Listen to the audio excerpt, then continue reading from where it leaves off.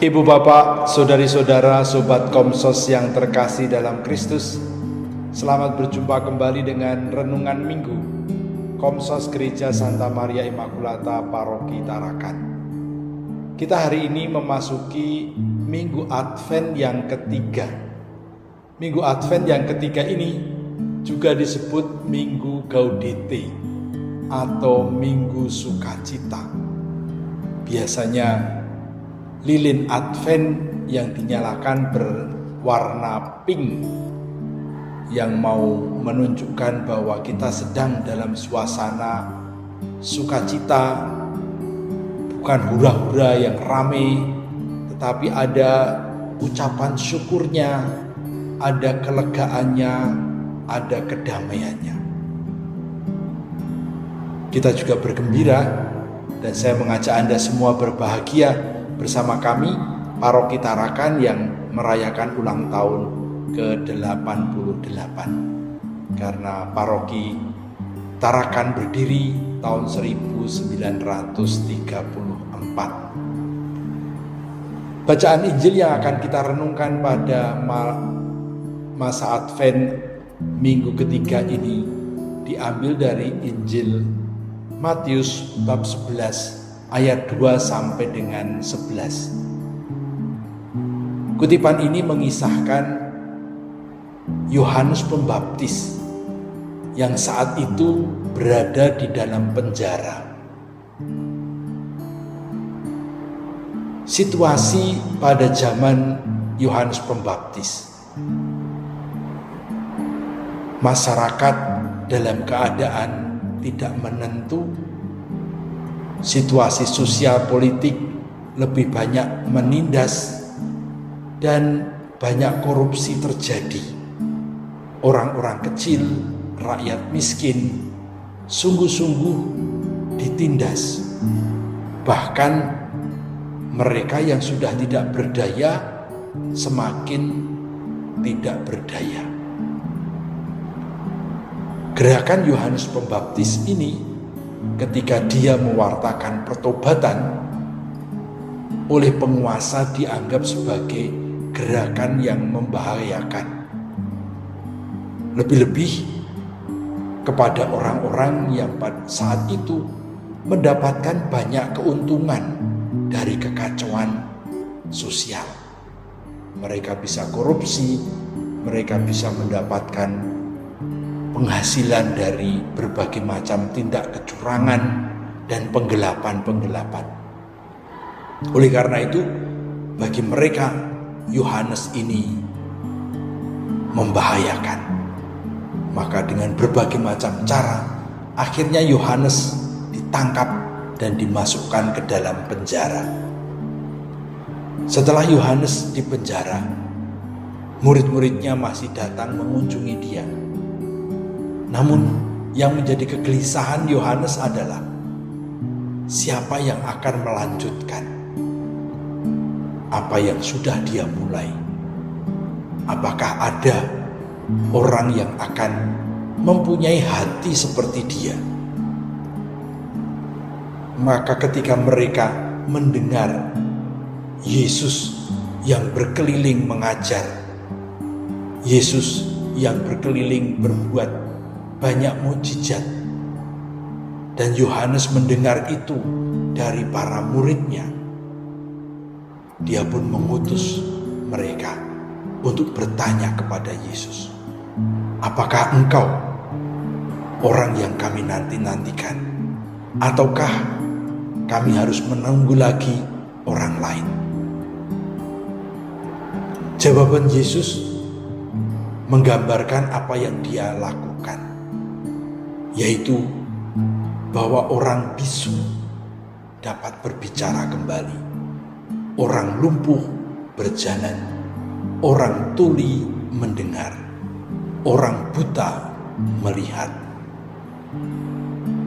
dan banyak orang percaya dan mengikuti Yesus.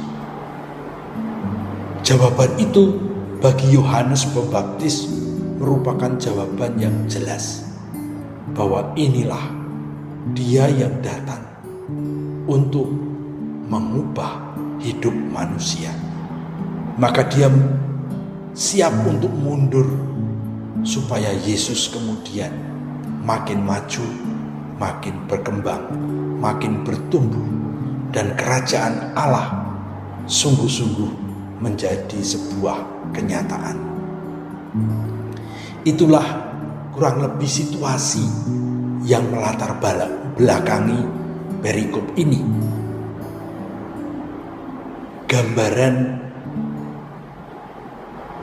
yang ada di dalam Injil mungkin juga masih kita temukan dalam kehidupan kita saat ini, di mana ada orang-orang yang tersingkir, ada orang-orang yang ditekan, dipojokkan, bahkan sengaja untuk dihilangkan. Orang-orang yang mengalami situasi seperti ini mendambakan datangnya seorang yang akan membebaskan mereka dari keadaan terpuruk ini. Dan itulah sebetulnya yang mau dibangun dalam minggu ketiga Advent. Optimisme, semangat, keberanian untuk berharap. Yohanes merasa lega. Yohanes merasa plong ketika mendengar apa yang dilakukan oleh Yesus. Maka kita semua pada minggu ketiga ini juga diajak untuk merasakan seperti yang dirasakan Yohanes.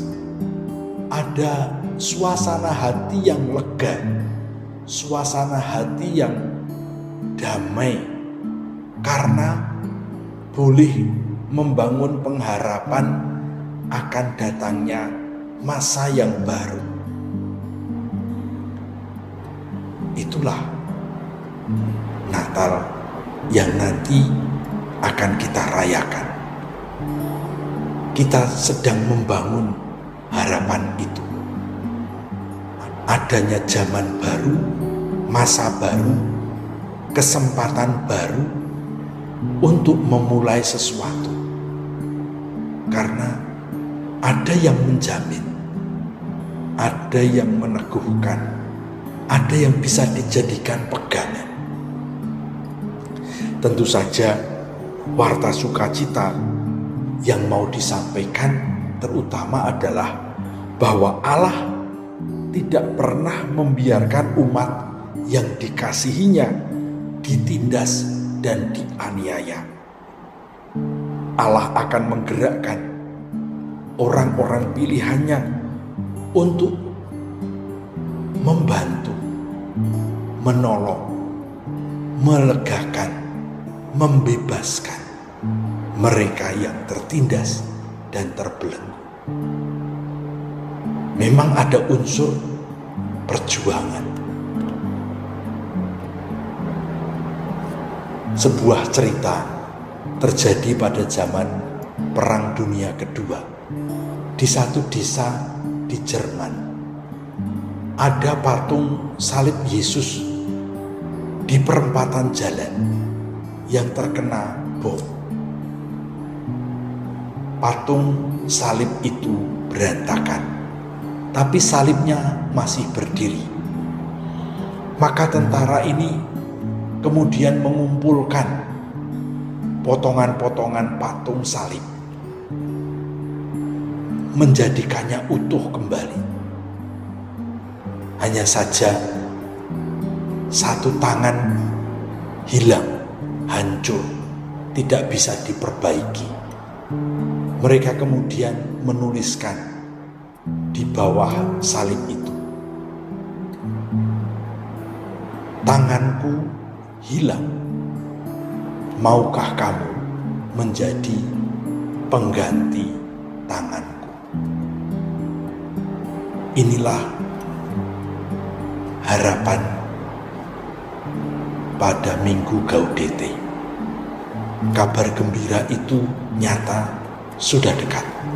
Maukah kita membagikannya kepada orang-orang di sekitar kita? Semoga kita menjadi kepanjangan tangan Tuhan yang siap membagikan keselamatan. Orang buta melihat, orang tuli mendengar, orang lumpuh berjalan kembali. Amin.